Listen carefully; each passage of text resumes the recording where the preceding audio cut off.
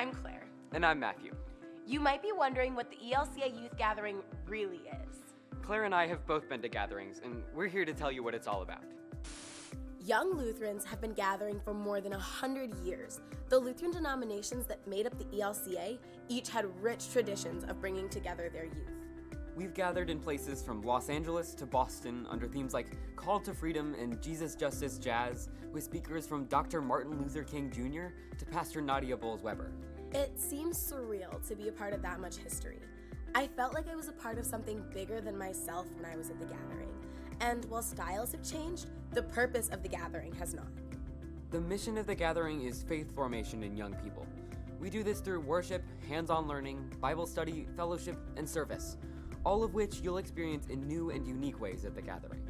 During your 3 full days of the gathering, you'll rotate through our different program areas.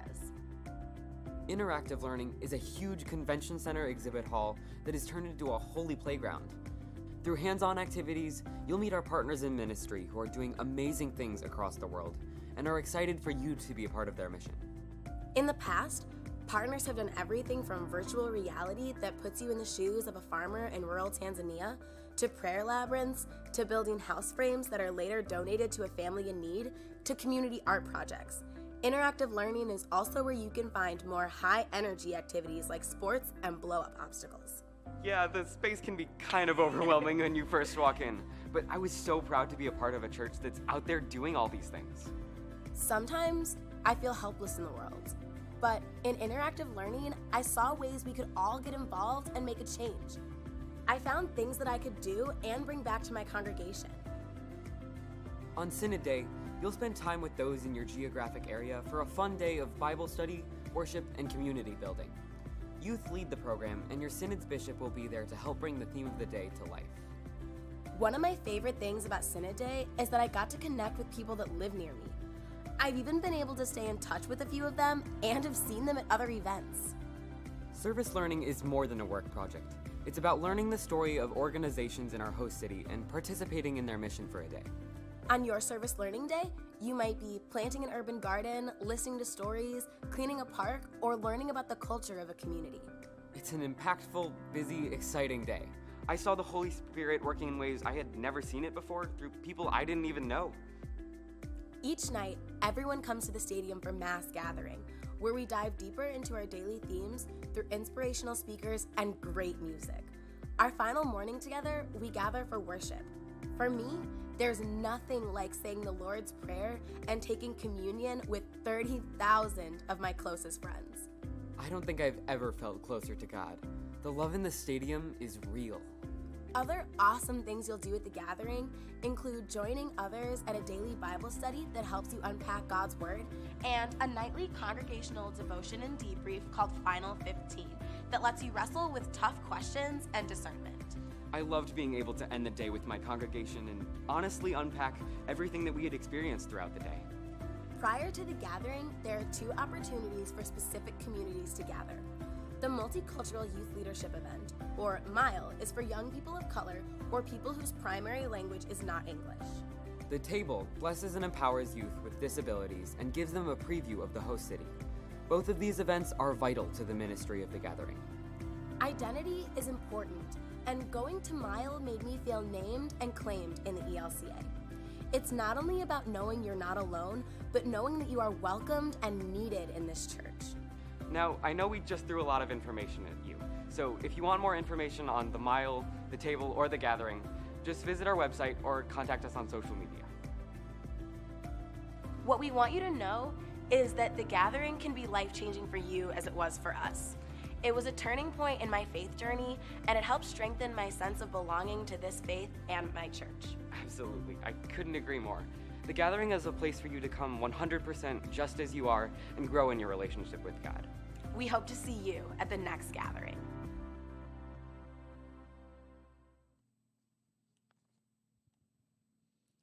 All right. Welcome, everybody. You've got to see a little sneak peek of what the gathering looks like, and we're going to be sharing a lot more information today about what that specifically looks like as members of Epiphany Lutheran Church and kind of what our faith experience is like through the gathering. So I'm going to start by introducing to you the members of our core leadership team. This group of people have been meeting over the course of the past couple months now, preparing some of this information for today's informational meeting. This is a team that's comprised of the adult leaders that will be going with us to the gathering, as well as some students both that went with us to Houston back in 2018, as well as a couple of student leaders that didn't go to the gathering last time, but that we thought would be good voices for us as we prepare for this gathering. So myself, Erin Haligowski, as Director of Youth and Family Ministries here at Epiphany, and then those that have been serving beside me, if you guys want to stand up when I share who you are, just so that people can put a face with the name. Anthony Brown, who is back there helping with recording today's meeting so that we can share it with more people beyond today. Sharon Cullum. And Sharon went with us in 2018 to Houston, so she is also an experienced adult leader on this trip and helps out with our high school ministry. Connie McCafferty. And Connie is also one of the other core adult leaders for our high school ministry, and so she and Sharon have been at all of our high school ministry gatherings throughout this past summer. And then Ryan Pearson, who's also back there helping out with the recording today. Ryan and Anthony have been small group guides for confirmation in the last couple years, and so they've got groups, or a group that is being confirmed this fall as well. So those are our adult leaders that we have on the core leadership team. And then Connor Johnson is not feeling well and wasn't able to be here today, but he is one of our students. And then Patrick McCafferty. And then Kate Rosh is working today and so was unable to be here. And then Brooke Strobel is one of our high school student leaders on that team. So Patrick and Kate went with us to Houston, and so you'll get to hear a little bit about that from Patrick also. And then Connor and Brooke are going this year for the first time to the gathering. So I want to thank you all as members of the core leadership team for the work that you've been putting in, helping to get this ready. We had a group that met at Far Hills a couple weeks ago to start putting together the displays that you see both here and over at Far Hills, and they've been putting in a lot of work preparing for this as well. Before I turn things over to Patrick here, I just want to share with you why I'm excited to go to Minneapolis. Each of us that get up and share a little bit are going to share about that. Minneapolis will be my third ELCA youth gathering.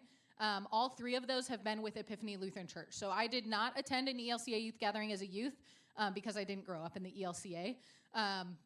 And then just timing-wise, Epiphany is the first congregation that I've worked in where I've had the opportunity to go.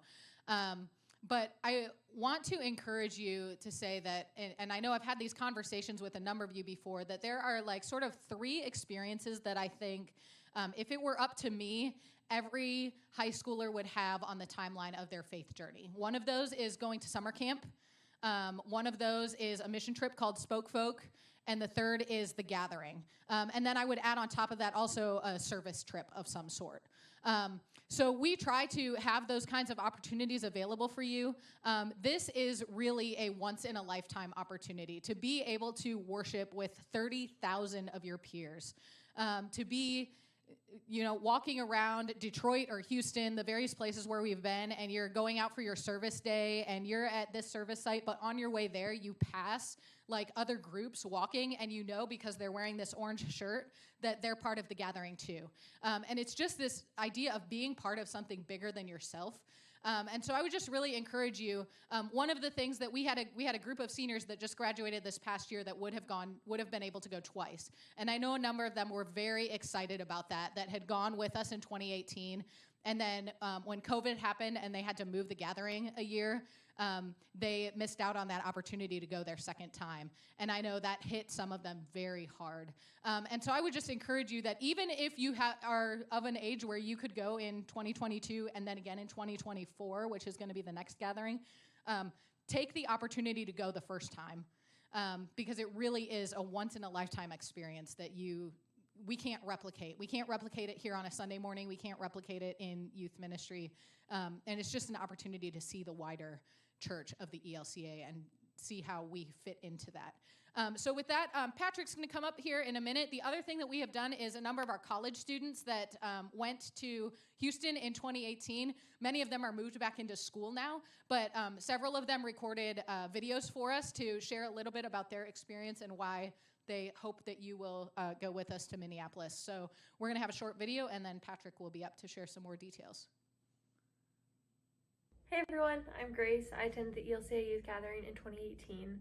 I think my favorite memory from the youth gathering was going to a kids center in downtown Houston and helping out around the property with things like weeding and structural damage that had occurred due to Hurricane Harvey. It was really fun being able to work with members of our youth group as well as members of the community and just be able to laugh with them and share our faith with them. The whole youth gathering was a great experience overall, and I would really recommend you go if you have the opportunity to.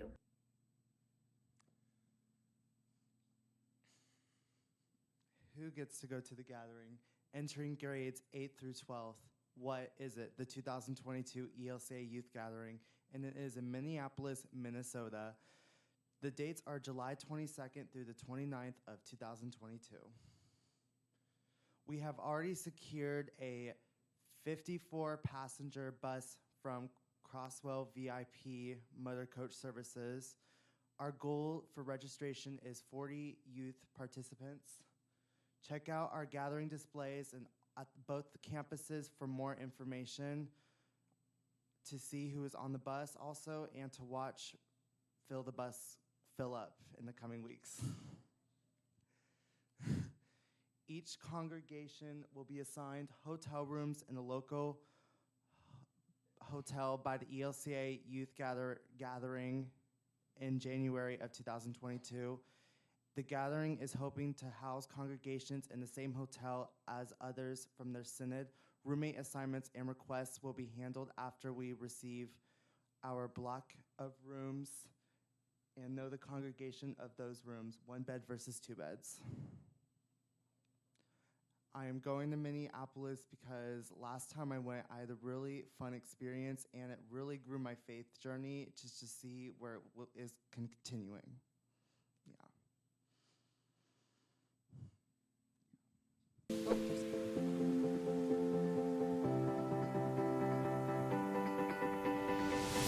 God's presence was so massive. I thought that the roof was going to blow off the building.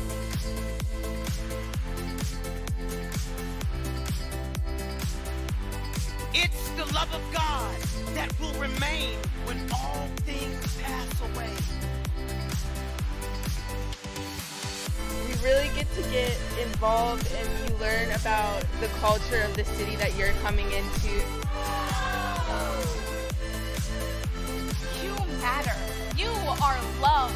And there is no limit to God's grace.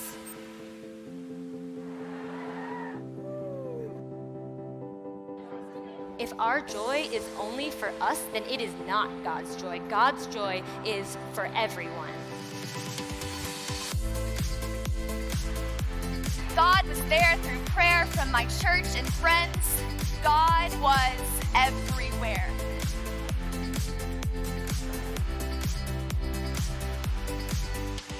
Are you ready to live for this?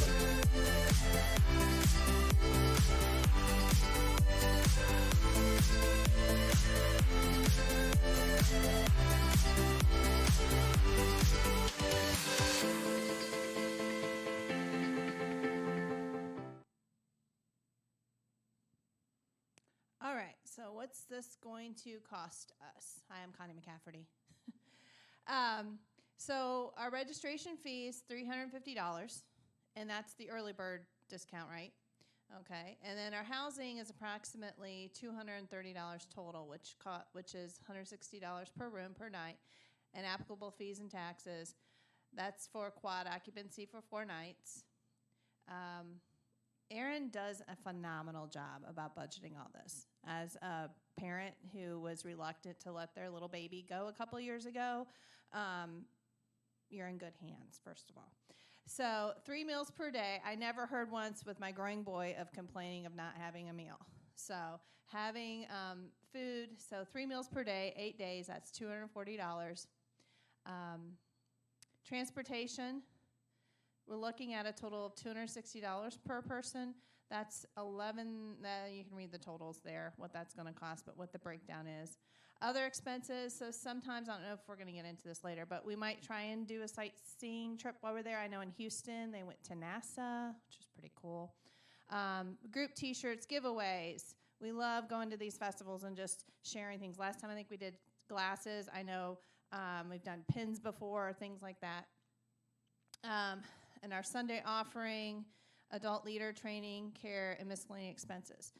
So that comes out to about $160 per person. So our total budgeted cost per person is $1,240, so $1,240. The final cost for everything's about $1,500. But we're going to break down here in a minute and show you all of our fundraising that goes. I know we paid a tiny fraction of that out of our pocket for our children to go. Do I have to share why? Why am I going? This is kind of a personal journey for both Joe and I, my husband. We were both raised ELCA and very active. And church looks a lot different today. Faith and teen faith looks a lot different than probably all of us adults were raised. So it's important for us to provide this opportunity where they can go, our kids can go see some pretty fun and cool things. And I have to shout out to my husband, Joe. He's in there in the back. 2 ELCA gatherings when he was a teenager. I think he went to the first one in '88. So this is really meaningful and important to Joe and I to share this for our kids. And Patrick had a blast when he went. The music at night's really cool. So, all right. Sharon, come on up.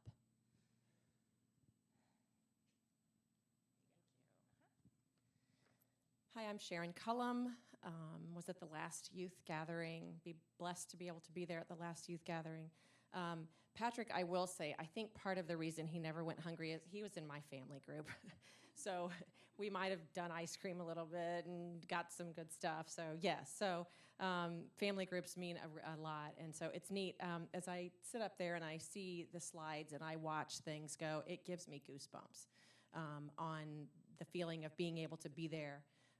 And to be able to share and to think about being there again with all of you.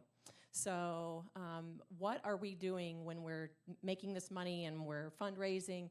First of all, I think the most important thing is we're fundraising as a group, right? We're not, if you reach $1,000 or you reach your goal, everything's going into the same pot. So parents aren't going to have to put in anything additional if one kid doesn't raise as much money as the next kid. Each participant pays a $250 fee upon registration. So that's, I think, October 17th? October 1st? I lied. October 1st is when we need that $250.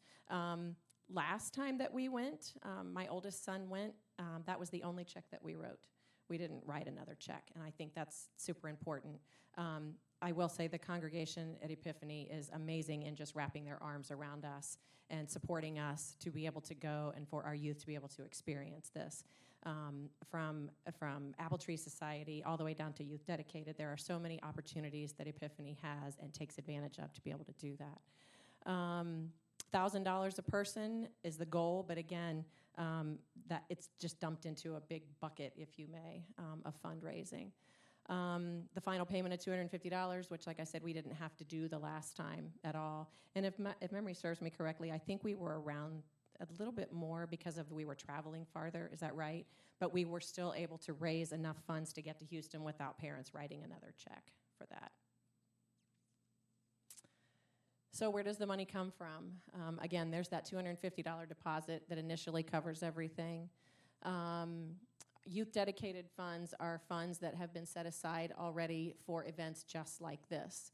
That's something that we tap into if we have to. If we don't have to, that's even better.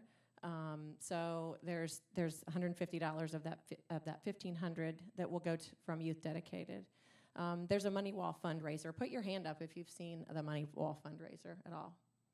So the cool thing about the Money Wall fundraiser is and Aaron first was talking about this last time, and I'm like, seriously, you can make that much money just from putting envelopes on a wall? I think I'm doing the wrong job or something. So we put these, it's kind of like I think of it as like a giving tree right? Where the preschool puts a giving tree up and they, have these little ornaments that have like socks or scarves or whatever on that.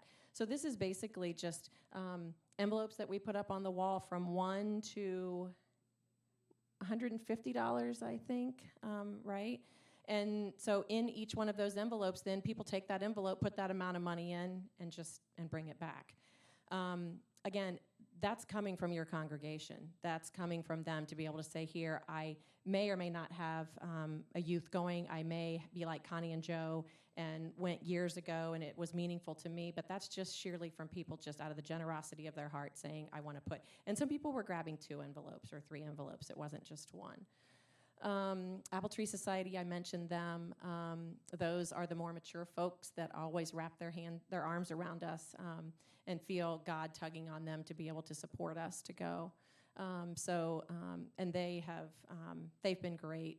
I think this year we're going to look for maybe matching funds to be able to do that from the big event, which is next.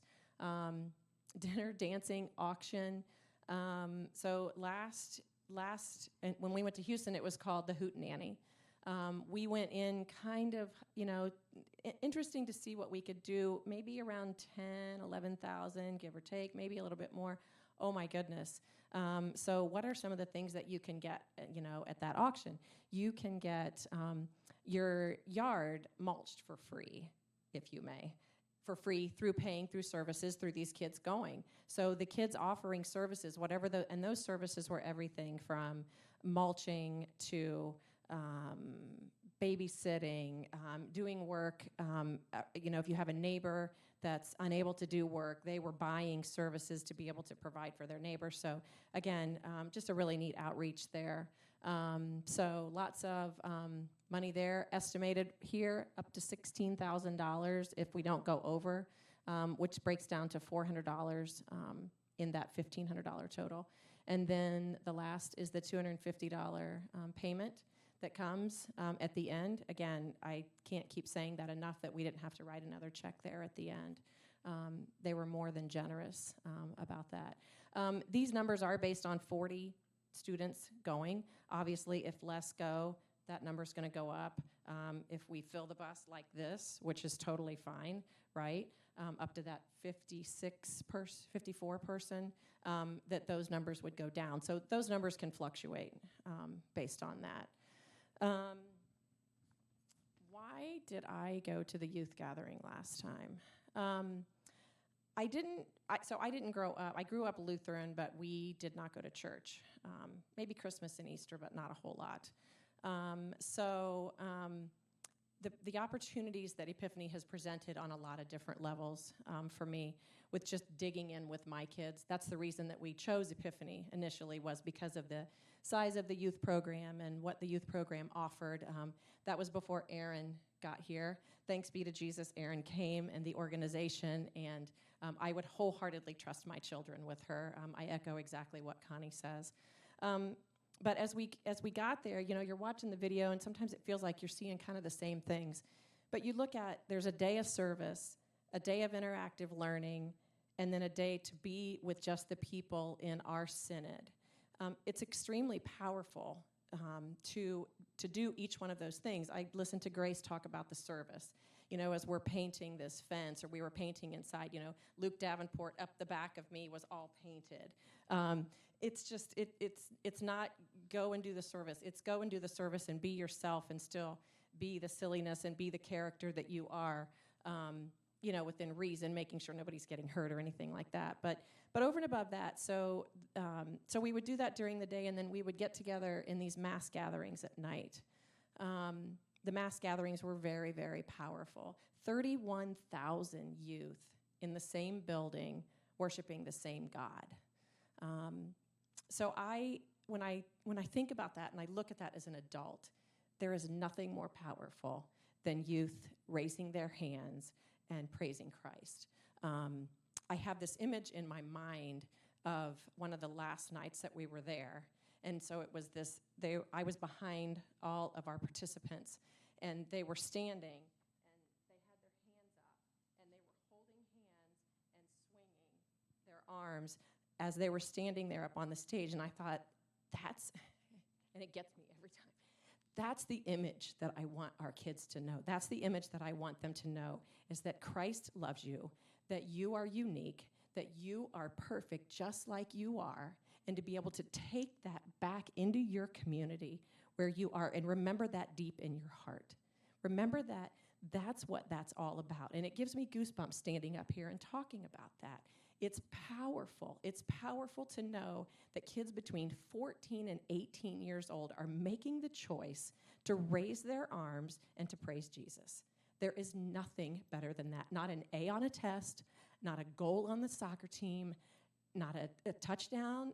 Nothing is more powerful than that. So I leave you with saying, when I was speaking to one of our youth, and she still keeps in touch with me. It's one of the kids that went. She's not a kid anymore, but kind of a kid. But she's one of the ones that went. And she will text me every now and then to say, Sharon, do you remember this was the day we were leaving? Do you remember that today is the day we were getting on a bus and we didn't hardly know each other? And do you remember when we did this? And it's been like that over the last 3 years. And so she said to me, as we were texting, going back and forth and talking, the reason this event was so important to me is that just because even for a few days, just for a split second, I could look around and feel like I belonged to something bigger than myself. That's it. That's it, Virginia. There is something bigger than what you're doing, and it's a God that we all worship and love. Thanks. Hi, everybody. My name is Alex Davenport, and I went to the Detroit 2015 gathering, as well as the 2018 gathering in Houston. And I would say the most impactful experiences we had were helping people out in those cities and doing the service work on our service day. Like in Detroit, we cleaned up the streets and picked up garbage, trimmed hedges and whatnot, and then we painted fences in Houston for local youth centers. So there's some really cool opportunities to serve and to serve the people in those cities, as well as some pretty powerful mass gathering events and concerts and stuff like that. So you should definitely, if you're at all considering the youth gathering, go on YouTube and look up their videos and go check out their marketing material, because it's awesome. It truly is one of the coolest experiences you'll have in your life. To be around 40,000 people that believe in the same thing that you do is a pretty powerful experience. So. All right, so what does it involve to go to the ELCA Youth Gathering?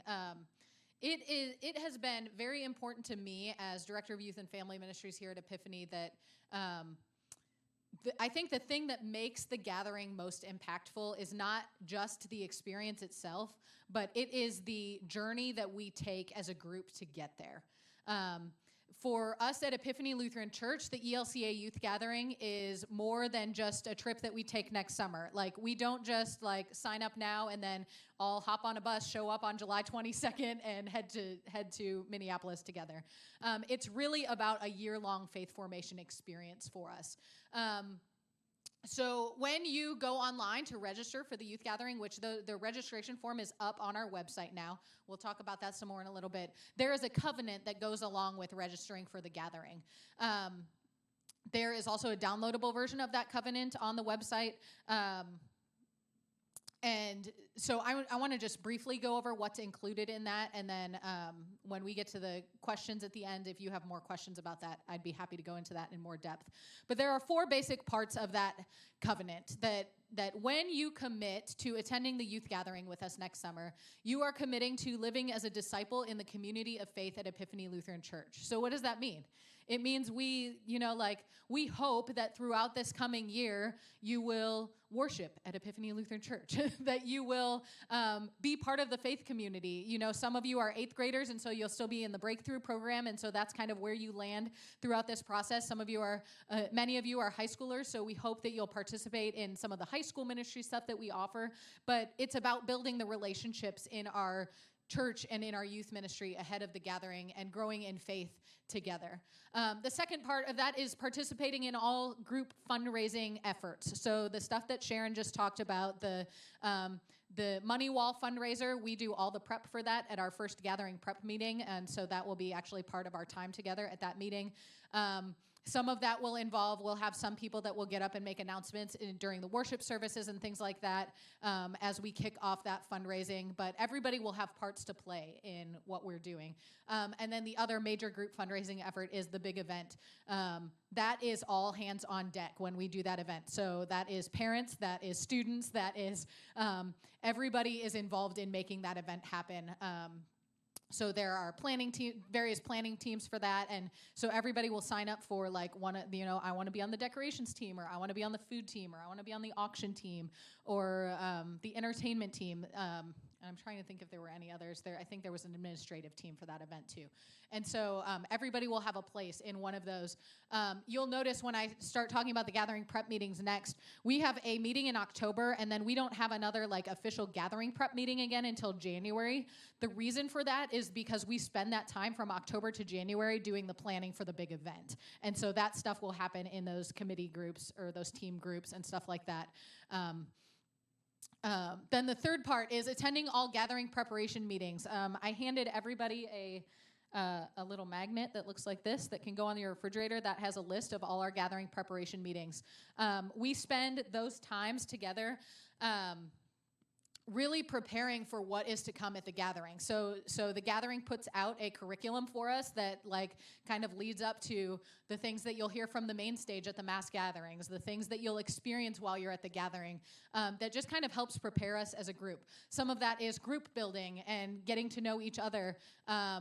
We tend to have a larger kind of group going to the ELCA youth gathering, and so Sharon mentioned family groups during those gathering prep meetings. That's sort of like our small group component of the gathering. So you'll have a couple of adult leaders, and you'll have like a small group, basically, for the gathering as well.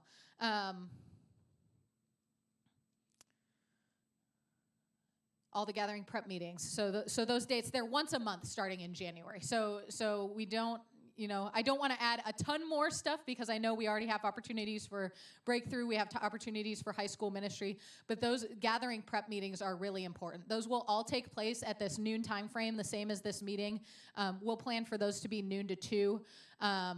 And so there will be times for group building, there will be times for that curriculum, and then there will be times as we get closer to the gathering, there will be sort of logistical things that we do during those meetings as well, like picking out group t-shirts and picking out what we want to give away at the gathering for our handout and things like that.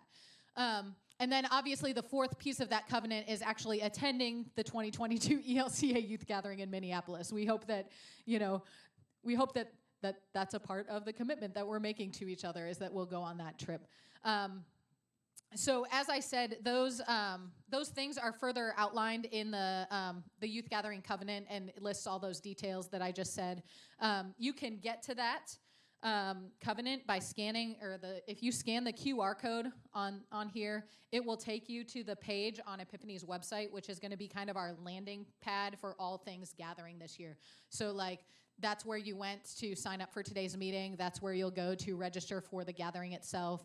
That's where you'll go for fundraising information as we get into that. If there are things that we need for you to download, or there are forms that we need to get to you, we're going to put all of those things on that landing page.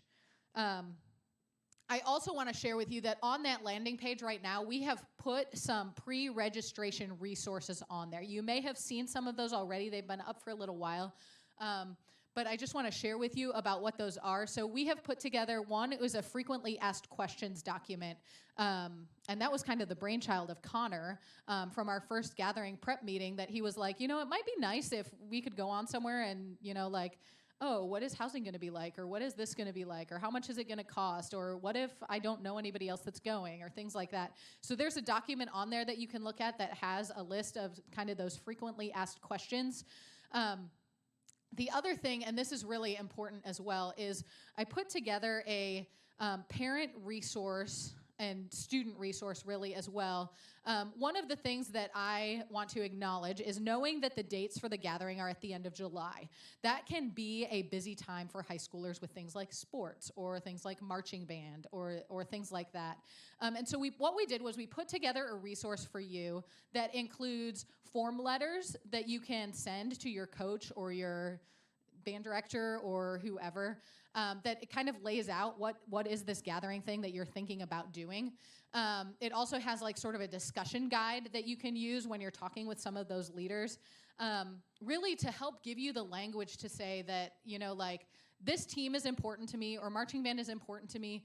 This is a once-in-a-lifetime experience. And what I would encourage you to do, if you know that that is something that is going to be a challenge for you next year, I've put those out now so that we're a little bit less than a year away now, but so that you can maybe start having that conversation now with a coach. You can say, and I know some of our people on the core leadership team have already done that. I've had some conversations with some parents already about that. But start having a conversation now to say, like, hey, this is really important to me. And the team is really important to me too. But how can we work together on this so that I can have this once-in-a-lifetime experience in my faith? So that resource is always also on the website. And as I have more resources available, also I will put those things out on the website. I want you guys to be as informed as possible about the things that are coming up for the gathering, and those experiences. All right, let's look at adult leadership. So a question that often comes up to me is about adult leaders at the gathering. As I mentioned before, those adults that are on the core leadership team right now are committed to being at the gathering next summer.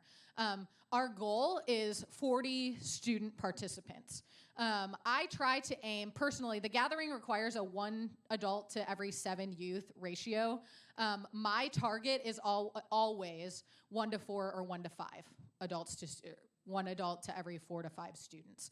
The reason for that is it makes our family groups work better. It makes supervision better. It's the same thing that if you've been on a fall retreat, I try and do the same thing where I'm like, okay, if we need enough adults to drive 3 or 4 kids in their car, we know that we're gonna have more than enough adults when we get there, so that every kid, you know, for every group of like 4 kids, there's an adult with eyes on them. One of the things that we always do is I always ask the students at high school ministry, the students that are involved and plugged in, I always ask, like, who are the adults that you want to be there? You know, who are the people that are important to you? And so that's where I started with the core leadership team. In the event that we need to add additional adults, because that question has also come up to me, if we, let's say we register, what are we at? We're at 5 adults right now, so that's, what's 5 times 4? That's like for 20 to 25 kids. 20 to 25 kids. If we end up registering 30 kids, or if we hit our goal of 40 youth, we'll obviously need to add some more adults. The kids that are going on the trip will have some say in that, and ultimately that will go through the core leadership team. There's not really a, like, just sign up to be an adult leader and go on a trip. And some of that is learned from past experience. So if you are an adult and you are interested in going, please come talk to me, but also know that, like, there's a process that we'll go through in order to make this experience the best for the young people as we can.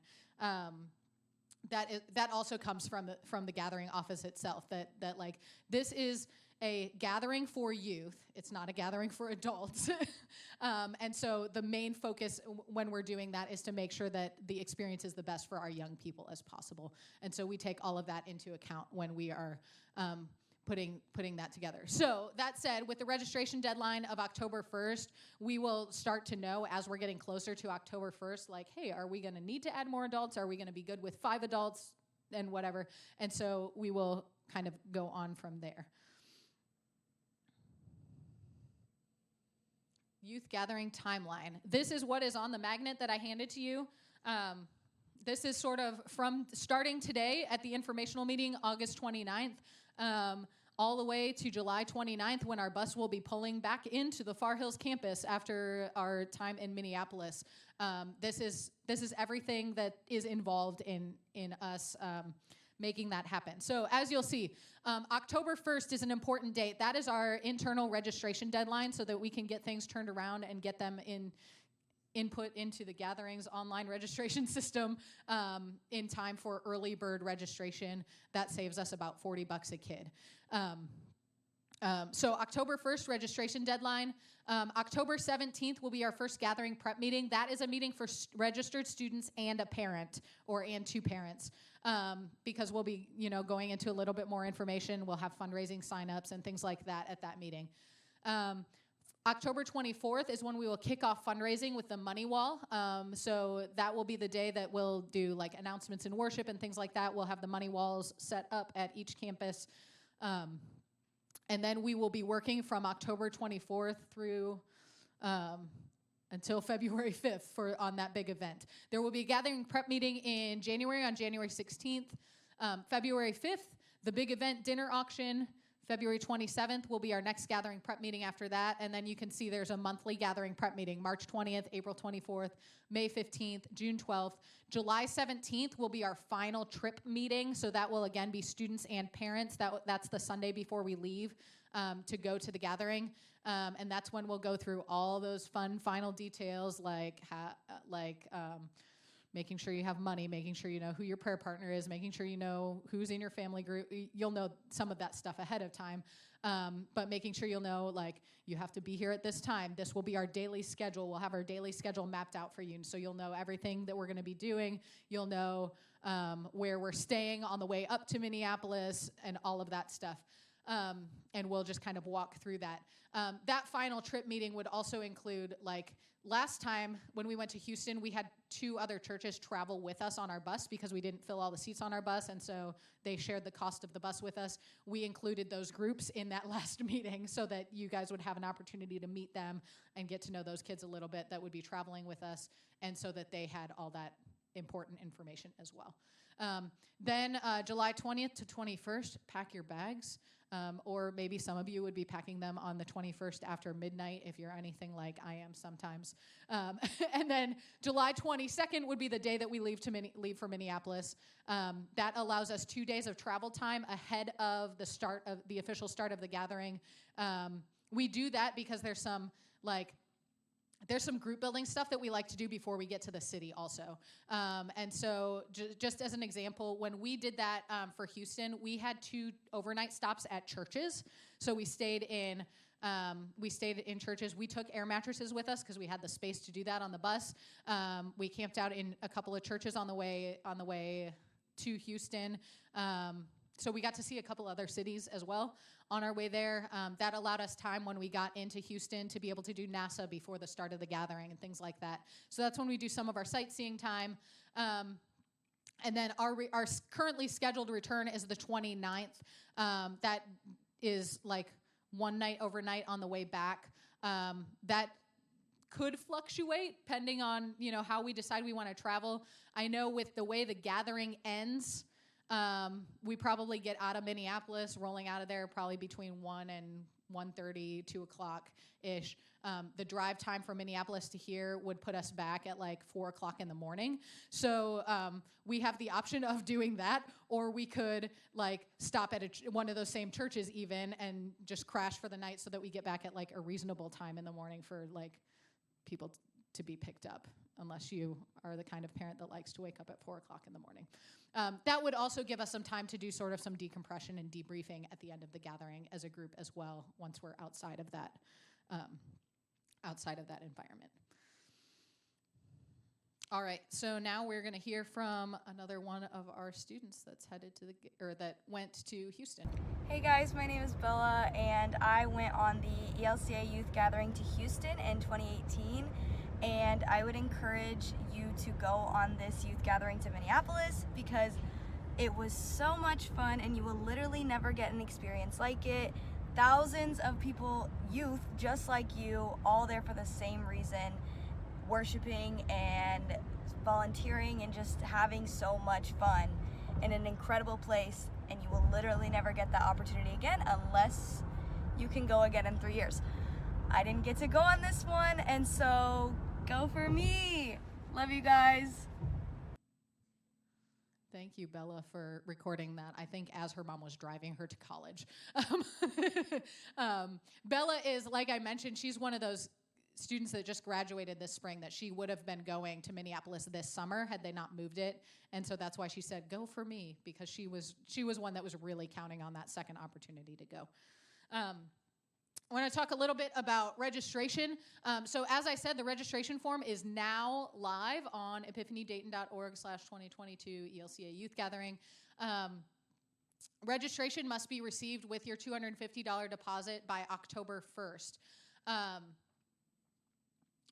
What I want to encourage you in is, if you know now that you're planning to go, like you're planning to be on the bus with us, if you can register early, that helps us build momentum going through this registration time. So over the course of the next month, the way that's going to work is, when you register online on our website, one of the things that we ask you to do is attach a photo of yourself. We're going to use those photos on our displays so that we can watch the buses literally fill up on our displays. You'll be able to see who else is registered, so if there are folks that weren't able to be at this meeting today, maybe they're watching it after the fact from our recording, but they're like, oh, I didn't realize that Patrick was going to be there. Now I kind of want to go a little bit more, or so on. So if you know that you're planning to go to the gathering, it helps us out a lot if you register early. Deposits can be paid online through Epiphany's online giving or by check. That is new this year. I think last time we didn't do it. Maybe we did it online, but we haven't done a lot of stuff online, and we're trying to move more into the online payment. The one thing that I would ask is, if you're paying through our online portal through online giving, if you use a credit card, there's an option to help offset some of that fee. I think it's a 2.5 or 3% fee. You can also, through online giving, you can set it up with your checking account so it comes directly from your checking account, and then we don't have that fee. But if you're going to pay it by a credit card, if you are able to help offset some of that fee, that helps us, because one of the things that we're finding as a church is, as we're moving more and more stuff to online payment, if we have 40 students register at $250 deposits, that adds up to a lot of money, which adds up to extra fees, which then probably will end up coming out of Youth Dedicated Fund for this event. So if you're able to either help offset that credit card fee or do that online payment through your checking account, or you can write a check. Those are all options for paying that deposit. First group meeting for registered students and their parents is Sunday, October 17th at noon. Our plan is to provide lunch, and we'll meet in the Celebration Center at the Far Hills campus. Like I said, you can watch the bus fill up on those gathering displays and see who is registering week to week. So any registrations that I get this week, I will add to the bus before I leave the office on Thursday and make sure they're on for next week. So yeah, if you're ready to register today, I would encourage you to go online and do that.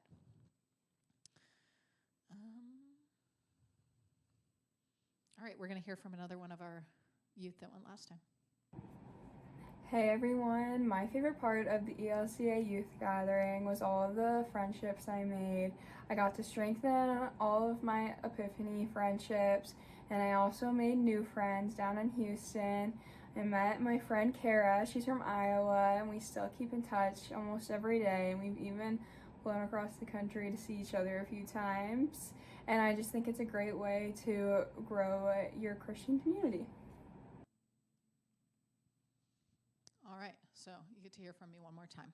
I want to talk a little bit about communication. I know many of you already know that I tend to probably over-communicate more than anything. It is important to me that you always know what's happening in youth ministry. So the same is true for the ELCA Youth Gathering. So I have already set up the Remind text message list. So if you want to sign up for that right now, you can by texting at ELC to MN, that's Minnesota 22, and you text that to the number 81010.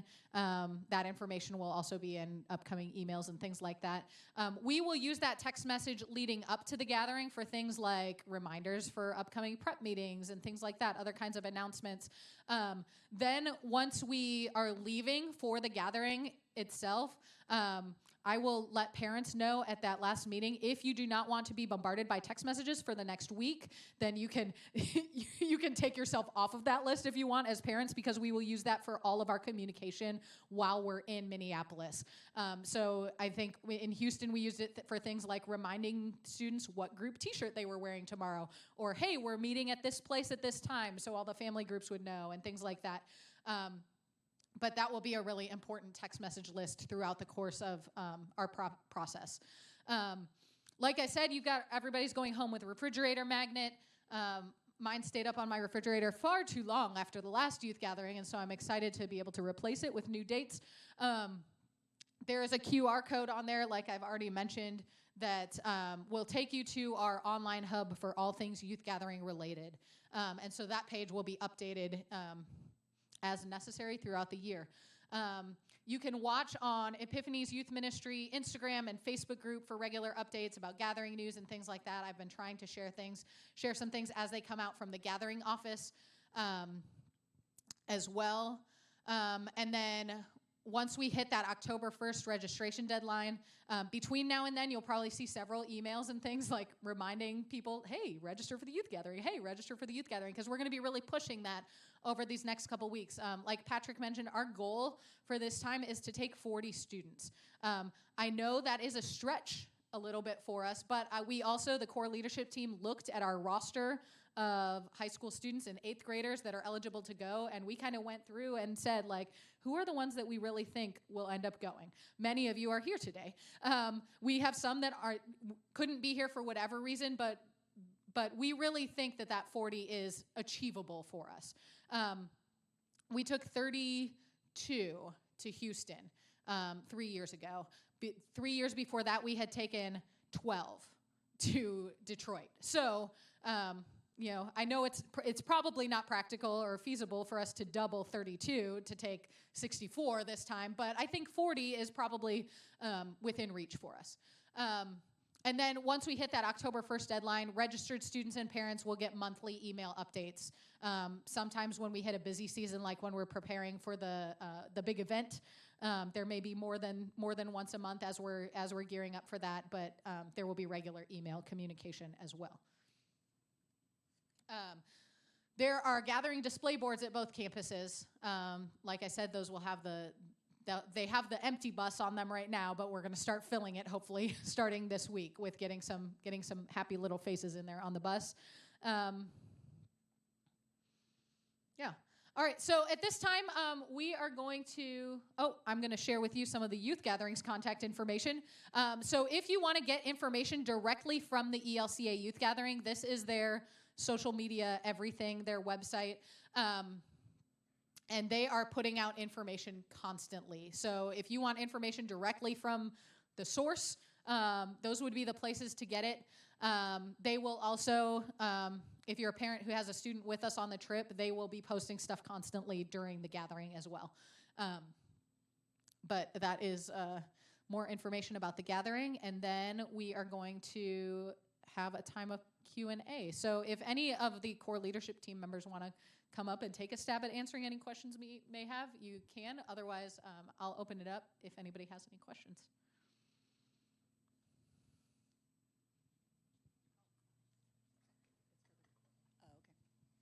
I just had a question. You talked about the, extracurricular activities and getting with the coaches or band directors and whatnot. If we don't know by October 1st if that's going to be allowed, I guess, but they want to, because I know he'll be maybe be band camp that week. So I guess what's if it's for non-refundable or what for that deposit, if it ends up being that's when band camp is. So that is a really good question. It was hard to hear. Okay, the question was a question about extracurricular activities and not knowing yet if that week is going to be band camp next summer, and if I sign up now, is that deposit refundable at all, or things like that. Once we pay money to the gathering, we cannot refund it back unless they refund it back to us, which they don't do unless something catastrophic happens and they cancel the gathering, which we hope doesn't happen. I would encourage you, if you know the band director. Now, I know this affects some of our 8th graders who are going to be going into high school stuff next year, and maybe you do or maybe you don't know who that person is going to be. Having a conversation with them now and just saying, and I would be upfront with them. Having been in marching band, and I know things are different now than they were back when I was a kid, but having been in marching band, if I had gone to my band director a year in advance and said, hey, this is really important to me. I really want to be part of marching band. It's really important to me too. is there any way we can work together? And just open that conversation up now. That's why we put together that parent resource too. I would like to hope that deep down, those people that lead those events know that like marching band isn't everything in the whole world. I would like to think that. And I know that because I had a band director that was like that. That was like, okay, if you've got to miss this for, something that's really important. And I know that band camp is like a really big piece of that also. I know that as a former marching band person. I know, but I would just encourage opening that conversation up now, and seeing if there's any response to that now at this point. They may not know the dates yet, but maybe they're willing to say, okay, if you know your dates, we're willing to either work with you, maybe not to shift marching band for everybody, but to say like, hey, you can do this to compensate for that or whatever. Any other questions?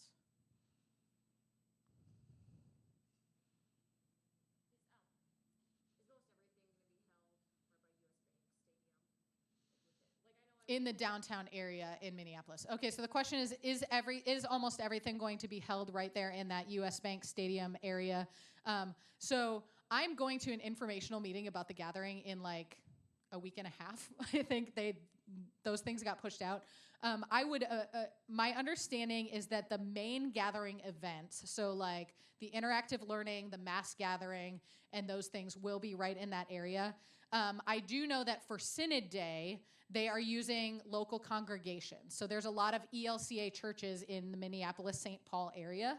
In case you didn't know, there's a Minneapolis area synod and a St. Paul area synod, and those are literally just the two that are like right there in the city.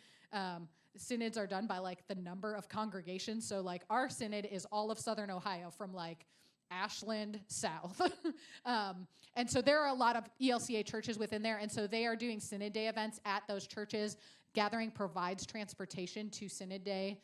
And if they don't, our bus will, to get you there. And then the service projects, we don't know that information yet, but they will be within when they're planning service projects for 10,000 people a day in a city, they've got to kind of spread out some.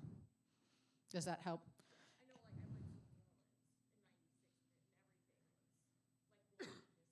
Right, and some of my experience in the last few gatherings has been that it's not always walkable. Like I know in Detroit it wasn't. In New Orleans, everything they had like enough hotels like within walking distance of the venues. When we were in Detroit, we were like a 45-minute bus ride back to our hotel.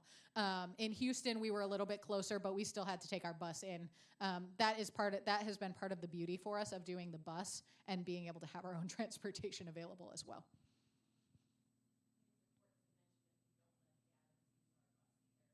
Correct. We do. One of the things the gathering likes to sublet buses from groups that are bringing a bus to the gathering, so that they can use so they would sublet our bus for a service day to provide transportation for service groups. We don't do that, and part of that is just selfish on our part, that we like to have the flexibility of having our transportation available to us when we need it. So we are never without that our group transportation.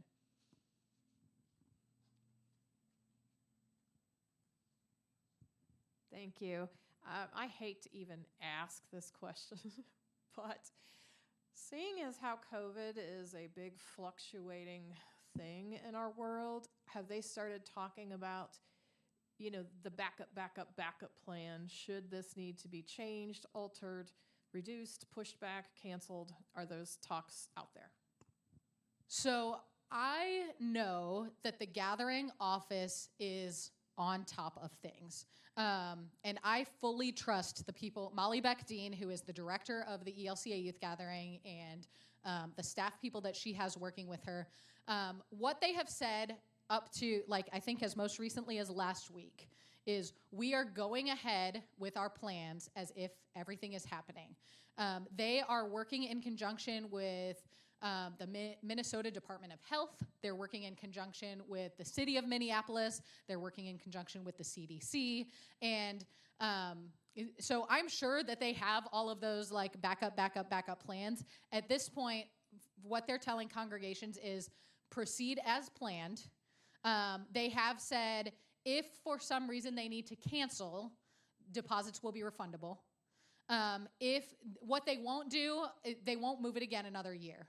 I know they won't do that because then they would have 2 back-to-back years. They're already committed in whatever the next host city is that they have not released yet. So they won't move it another year. At this point, they are not planning to require vaccination, but they don't know if that will change. At this point, they don't know what masking guidelines are going to look like in July of 2022 right now.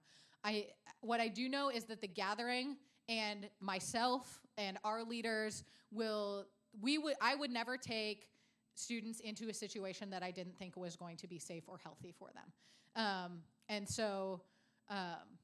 And I know the gathering feels the same way. They are passionate about young people and young people growing in faith, but they are also passionate about making sure that we are being safe and healthy. And so they have also said if they need to make adaptations, if they need to change what the guidelines are going to be at the gathering, they will come out with that information as they know it. As we saw between, like, if you went from like September of 2020 to like July of 2021, things can change drastically within the course of the year. And so that is the information that I have right now. I get regular email updates from the ELCA Youth Gathering office. They have a Q&A. They have a COVID Q&A on the website, on the gathering website, elca.org/gathering. And they also have a safety and security, which I'm assuming is including some COVID-related stuff. They have a webinar coming up in a couple of weeks that I'm planning to either be on live or watch. They have the replays available. And so if I get updated information about any of that, I will always pass that stuff along. Does that help answer your question? All right.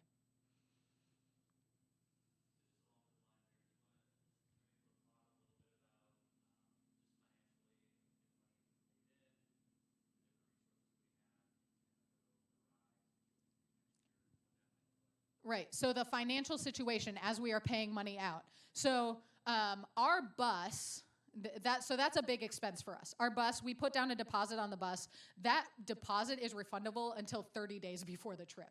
And we don't have to pay the balance until 30 days before the trip. So the bus to me is, I'm not concerned about that financially because I think by 30 days before the trip, we'll know for sure what's going to happen.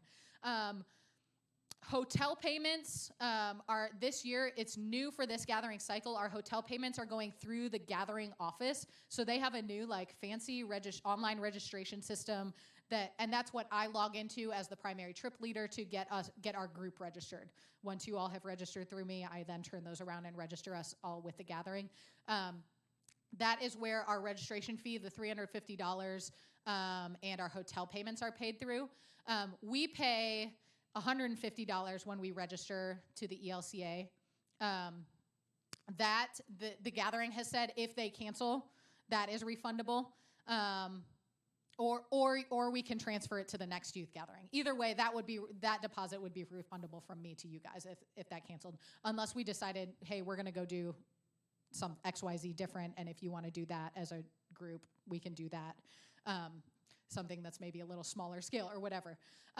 Hotel payments, I think, are due April. It's either April or May is when hotel payments are due to the gathering. So again, I'm hoping that by April, the gathering office will know what they're doing. Other things like food and things like that, we don't pay out until we're there or the week before when we go to Costco or Sam's Club and buy snacks for 62 people or whatever. So does that help, Ryan? That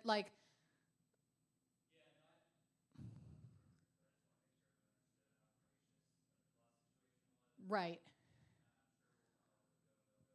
Yes. Yeah. So financially, I think committing to the gathering financially right now, I think is safe. I really do. And if at some point they cancel, like I said, we'll be able to refund money back. We're not paying out any more money for a number of months yet.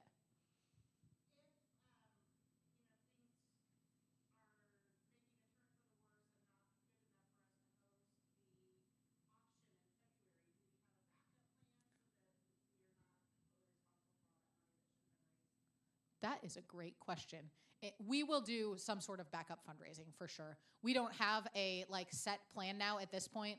Here's what I do know. Epiphany Lutheran Church 300% supports the young people of the church. And so I really, in the bottom of my heart, believe that if we were not able to host an in-person auction, and maybe we do have to do an online auction, or maybe we have to do something else, I really, really believe from the bottom of my heart that Epiphany Lutheran Church will support us financially going to the gathering. And I will say, just to sort of add on to that, the reason why we currently have like $10,000 sitting in our youth dedicated fund is because every year since I have been on staff, we have over fundraised for whatever we were fundraising for. Every single time we have fundraised, we have raised more money than we needed. And so that youth dedicated fund grew and grew and grew to a point where we ended up actually giving some of it back into the general fund that was money that Apple Tree Society had given us or whatever. So like the finances they will be there. There's a history of that.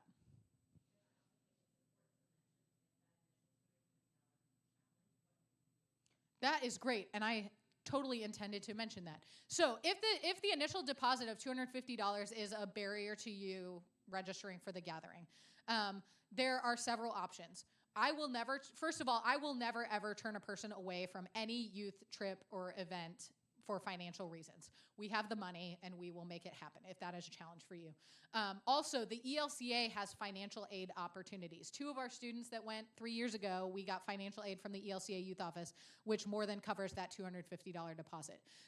But what I will say is if that is the case for you and we would like to apply for the financial aid, we need to do that soon because the financial aid applications have been open now for about a month, and that is a situation where like they keep applications open until the money is gone. And so when the money is gone, the money is gone. That said, even if we don't get financial aid from the ELCA, we can take care of it. It's just a conversation with me and we'll make it happen.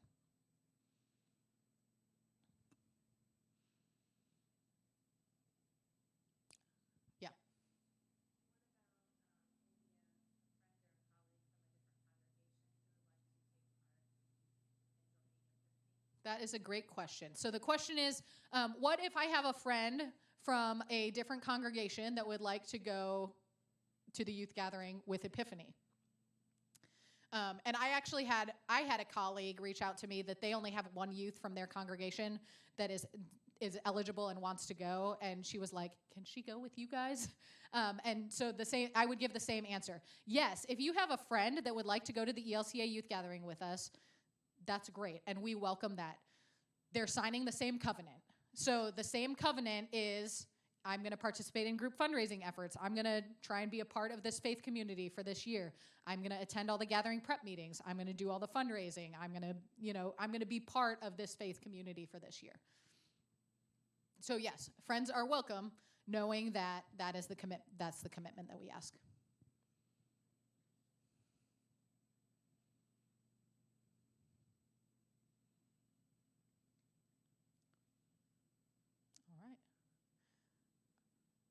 All right, if you have questions between now and the registration deadline, or really at any point throughout this process, I always encourage you, send me an email, shoot me a text message, call me on the phone as a last resort. No, I'm just kidding. Call me on the phone, whatever, and I'm more than happy to talk through more of this. And that goes for the youth gathering, it goes for high school ministry, it goes for confirmation, it goes for any youth ministry event. It even goes for like things that aren't programmatic that we do. If there's a concern that you have or a question that you have, please know that you can always reach out to me about those things. I do encourage you to use my cell phone number because my office hours are like sporadic, balancing childcare at home and, being in the office as much as possible and working from home and all of those things. So I'm always available on my cell phone. And actually, the church office phone rings to my cell phone too, so you can call the church office phone also. But yeah. So with that, I'm going to close us in prayer, and then we will wrap up. Good and gracious God, thank you for this day, and thank you for these people. God, I pray that you would be stirring in our hearts as we prepare for the experience of the ELCA youth gathering. I pray that you would be stirring in the hearts of our congregation, of those that are here in this room, of those that weren't able to be here today. God, I just pray that you would be nudging those people that should be on that bus to go ahead and get registered for the gathering. And God, I just pray that you would form our faith community through this experience over the coming year. God, I thank you for those on the core leadership team who have been putting work into planning and preparing for this, and that will continue putting together or putting in work as we prepare for the youth gathering next summer. Thank you for this time and the opportunity to be together. We pray this all in Jesus' name. Amen.